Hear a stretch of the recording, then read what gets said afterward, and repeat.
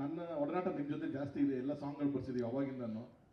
ಏನೋ ಸಿಚುವೇಶನ್ ತರೋಣ ಗುರುಗಳೇ, ಹಿಂಗೆ ಎಣ್ಣೆ ಮೇಲೆ ಸಾಂಗು, ಸಂಜೆ 7 ಗಂಟೆ ಮೇಲೆ ಬಾ ಅಂತ ಹೇಳ್ತೀರಾ.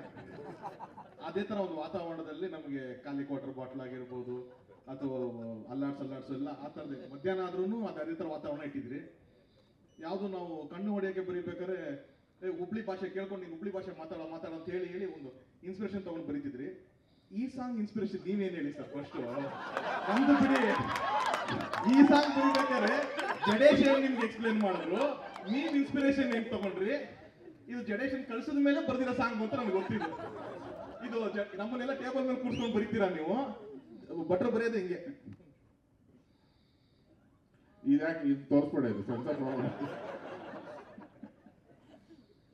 ಅದೇ ಬರೀ ಭಟ್ರಿಗೆ ಇದು ಜಡೇಶ್ ಬೆಳಗ್ಗೆ ಬರ್ಕೊಡ್ತೀನಿ ಹೋಗು ಅಂತ ಕಳ್ಸಿರೋ ಸಾಂಗ್ ಹೇಳಿ. ಇಲ್ಲ, ನಾವು